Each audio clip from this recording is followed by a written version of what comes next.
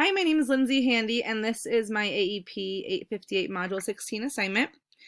A little bit of background information about the essential question, which is, as an advanced educational professional, how would you apply data and data analysis to ensure your continuous improvement plan is focused on closing gaps? So a little bit about how my building uses or analyzes data is we engage in a DDI, or a data-driven instruction meeting, twice weekly. Our teachers are due to report at 7:45, but our kids don't come till 8:30. So we have 45 minutes of built-in planning every day besides our planned time during our day. So 2 of those days are specifically for DDI meetings, which is when you meet with a grade level, your grade level team, as well as a leader. And we facilitate a meeting where we specifically bring to the table a specific part of data. So whether it's like our Unit 1 test or our iStation data or whatever, and then we look through that and kind of try to find trends, and then pretty much identify gaps if we can based on that data. And then we set up plan essentially for kind of ideas of what could happen, and then bring that information. We decide on what type of data we're going to bring to the following meeting. We do math data every Tuesday and literacy data every Thursday. And that's a little bit about how our data-driven instruction meetings are held. Do you guys have any clarifying questions about that? So you have like your plan time, and then you have your DDI time every day or weekly? Yeah, so we have every single day from 7:45 to 8:30 in the morning is our like morning planning time, I guess, and then 2 of those days are specifically for DDI. And you can use more days if you want. Like if your team wants to meet an additional day, that's fine, but most people use it for additional planning. So your 7:45 to 8:30, is that a common plan time? Yes, everybody, we have no students yet. Kids don't come till 8:30, so that's when we would meet with our Okay. whole first grade team or whole third grade team, whatever, plus a facilitator, and go through that process. So do you just focus on math and reading? We do. One week we focus on, or sorry, one day of the week. So on Tuesdays we only focus on literacy data, and then on the Thursday we only focus on math, or vice versa. I can't remember. Okay. How does that work with, so if, so does your first bell, like start of the day, start at 8:30? Yeah, so at 8:30, all meetings are dismissed because kids could potentially be arriving. And then it goes, and then we have kiddos arriving from 8:30 to 9. It's like a soft start. We've got a lot of trauma children, so we let them Okay. have a soft start and whatnot.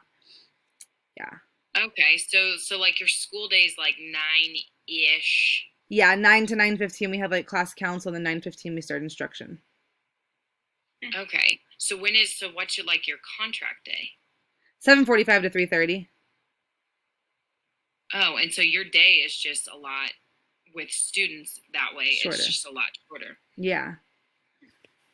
Okay, awesome. So have you had good follow-up with being able to do your DDI and see progress? Yeah, so then that brings me to my question, or what kind of help I want. So the help that or the question that I have, or see if you guys have any input on, is even though we have a really great process for analyzing data, I feel like some of the teachers in our team, or even mine sometimes, we still don't see that the gaps are closing. So I don't know if you guys have any input for like what we can do to kind of help close those gaps, even though we do really have a good process for data analysis. Okay, so just to kind of clarify the help that you're needing. So you have a good process and everything, and you have that DDI time, but you want help in as far as the process of like the follow-up piece to closing the gaps that your DDI time is effective. Correct. Yeah. So maybe some ideas for maybe like what myself or other teachers can do with the data to help close the gaps. Yeah. I'm really big on relationships, and especially since you're in a school where there's a lot of trauma kids, like I don't know, I think just focusing on relationships with them, like maybe take one day of the week that's just kind of like a mental health day with the like with your DDI time, and just be like, okay, this has been happening with this kid, like we need to do this, like create a plan. Does that make sense? Yeah, totally. So kind of what I'm hearing, to recap, would be to perhaps not only look at the instruction part of it, but maybe see like if we do notice that there's data showing that these kiddos are struggling, but maybe it isn't just the instruction. Maybe there needs to be a relationship built between those kids and and maybe focus on that and see if that perhaps causes those gaps to close. Yeah, that's some really good idea. Thank you. Yeah, definitely. I would echo that and saying like, so obviously you're going to have your performance data. So if you have like your iStation stuff, your state assessments or anything like that, you're going to be able to kind of get that hard quantitative data. But if you do some of that perceptions data and kind of gauge students coming from a counselor's perspective, you could do something like a culture or climate survey and kind of see where and do like a pre-needs assessment and a post-needs. So like where were they on their thought processes, and then you take that perceptions data kind of pre and post a lot of your interventions throughout the school year and say, okay, well, here's where they were academically, mentally, and then you mesh that data together, and then you could see, and then kind of with your iStation stuff, if it's fall, winter, spring, you could do your kind of assessments at the same time and see, okay, yep, this was maybe working, or no, maybe we need to go in a little more in depth into a particular area.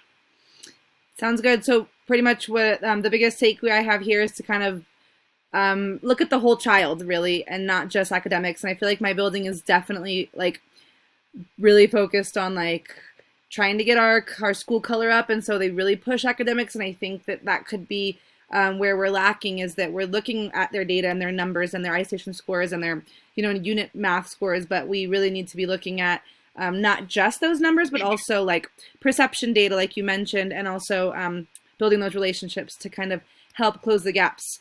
Because oftentimes if we meet those kiddos, in those areas, then the academic gaps will close as well. Thank you for your guys' help.